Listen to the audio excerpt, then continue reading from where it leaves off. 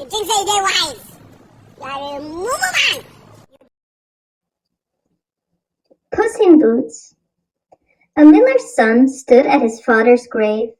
The mill had become the property of his older brother, and his middle brother had received the donkey. There was nothing left to divide except for a cat. "Oh, father," said the miller's son, "what am I to do now? I have no money, and now that the mill and the donkey belong to my brothers, I have nothing left. How am I to make a living?" "Fear not, master," he heard the cat say. The boy almost fell over in shock. "It's all right," said the cat. "I'm here to serve you. And if you do exactly as I say, I will bring you good fortune." "If this cat can talk, I better listen," thought the young man. The cat asked the boy for a bag and a pair of boots. His father still had a pair he could use, and there were plenty of bags of flour in the barn. The cat put on the boots and took the bag to a meadow where hundreds of rabbits were hopping around. As fast as he could, he caught one and put it in the bag. He took his bounty to the king's castle. "Sire," said the cat politely, "I have the honor of offering you this rabbit on behalf of the Marquis of Carabas." He had come up with the name on the spot. The king was pleasantly surprised. The next time, the cat caught a turkey and brought it to the king. For 3 months, the cat brought various catches, from free-range chickens to fresh fish.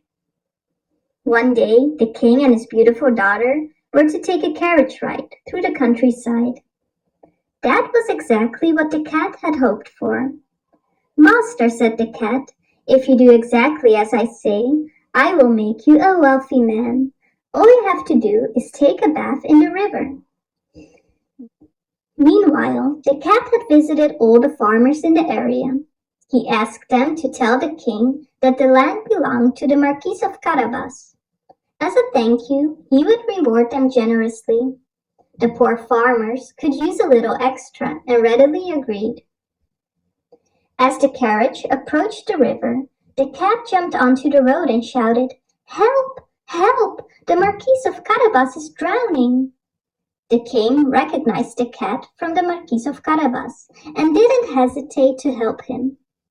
The cat told the king that bandits had stolen the Marquis's clothes. The king then had the finest clothes brought from his wardrobe. In the king's clothing, the miller's son looked quite handsome. The princess immediately found him very charming, and the feeling was mutual. The marquis got into the carriage. Along the way, they stopped at beautiful landscapes.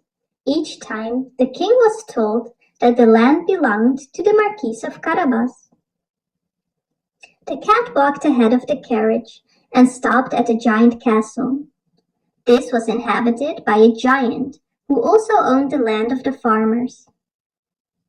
It is said that you can turn into any kind of animal," said the cat to the giant. "What do you mean it is said?" replied the giant. "I'll show you." The giant transformed into a lion.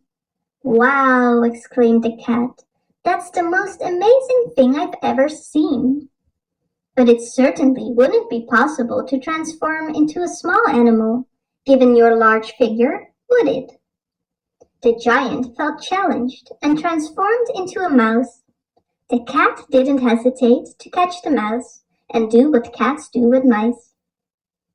"Welcome to the castle of the Marquis of Carabas," said the cat when the carriage arrived at the giant's palace. The cat had arranged a grand feast with various catches. The king enjoyed it very much. After a few glasses of wine, he asked the marquis, "Would you happen to want to marry my daughter?"